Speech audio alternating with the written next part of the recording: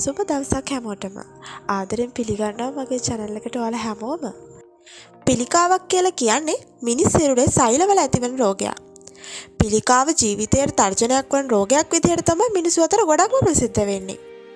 සාමාන්‍යයෙන් පුද්ගලයෙකුගේ ජීවිතයේ ඕනෑම වෙලාවක පිළිකාවක් ඇති විය හැකි අතර ඒක ශරීරයේ ඕනෑම කොටසකට බලපාන්න පුළුවන්.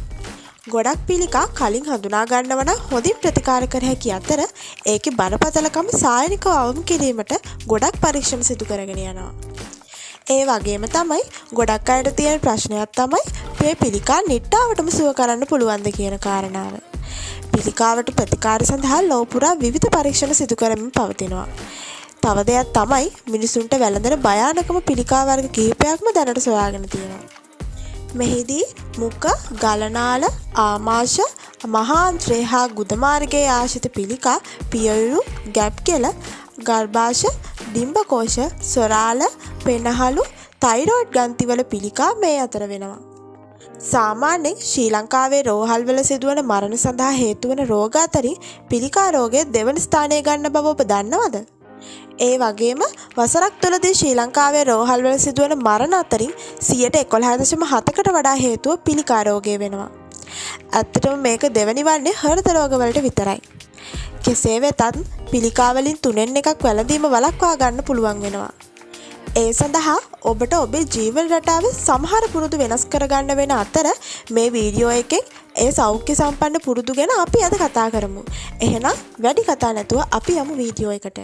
ඊට කලින් මතක් කරනවා මේ වගේ වටින වීඩියෝ දිනපතා නරඹන්න මගේ channel එක subscribe කරලා තියාගන්න.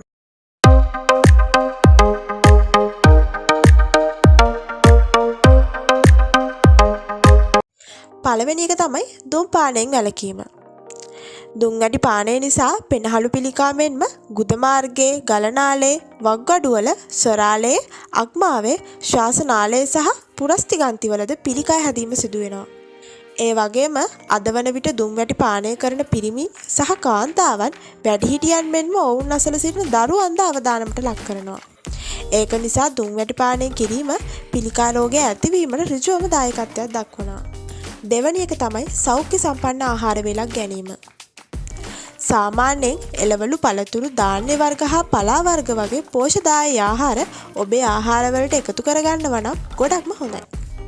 ඒ වගේම සැකසූ මස්, අධික කැලරි සහිත ආහාර සහ සැකසූ ලුණු වර්ග වගේ දේවල් ඔබේ ශරීරයට කොහෙත්ම හොඳ දේවල් නෙවෙයි. සරලවම කිව්වොත් ඒ වගේ පිළිකා විනාශ කළ හැකි කිසිම දෙයක් අඩංගු වෙන්නේ නැහැ. තුන්වෙනි එක තමයි මත්පැන් පානය කරන ප්‍රමාණය සීමා කිරීම. සියලුම පිළිකා මරණ වලින් 3.3% පමණ මත්පැන් භාවිතය නිසා ඇති වෙනවා. ඒ ප්‍රමාණයෙන් 3න් එකක් පමණ සිදුවන්නේ මත්පැන් ඉතා කුඩා ප්‍රමාණවලින් පානය කිරීම නිසා වේ.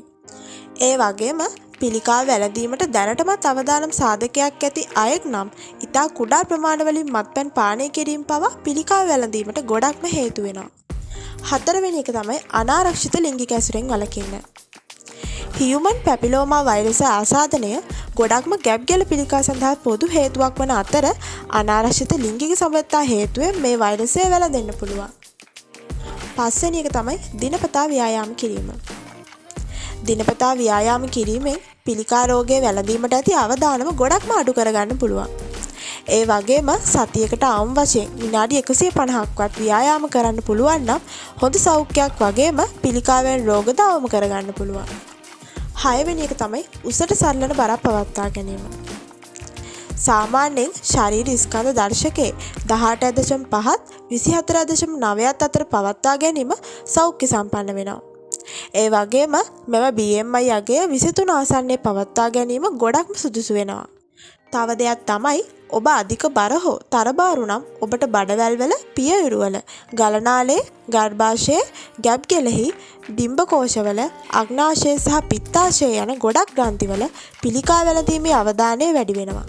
7 වෙනි එක තමයි නිතිපතා පරීක්ෂා සිදු කරන්න. ඔබේ ශරීරයේ යම්කිසි වෙනසක් සිදු වෙනවා නම් හෝ එහෙම වෙනසක් නොතිබුණත් සතියකට පාරක්වත් වෛද්‍යවරයෙක්ගේ මාර්ගයෙන් පරීක්ෂාවක් සිදු කර ගැනීම වඩා සුදුසු වෙනවා. 8 වෙනි එක තමයි අවට පරිසරයේ හිතකර ලෙස තබා ගන්න. ඔබේ නිවසේ සහ ගෙවත්තේ කුණු ගොඩ ගැසෙන තැන් සතුන්ගේ මල පහ සහ අනිකුත් අපද්‍රව්‍ය ඉවත් කර පිරිසිදුව තබා ගැනීම මගින්ද පිළිකා වැළඳීම අවම කරගන්න පුළුවන්. ඒ වගේම ඔබ රැකියාව කරන්නේ රසායනික ද්‍රව්‍ය හෝ විකිරණ වලට නිරාවරණය වී නම් එහිදීද ඔබ සෑම විටම ආරක්ෂිත ඇඳුම් පැළඳුම් සහ උපාංග පැළඳීමට කටයුතු කරනවා නම් ගොඩක්ම සුදුසු වෙනවා. ඉතින් අද වීඩියෝ එක මෙතනින් ඉවරයි. තවත් දවසකින් මේ වගේ වැදගත් වීඩියෝ එකකින් හම්බ වෙනකම් ඔයාලා හැමෝම පරිස්සමට ඉන්න.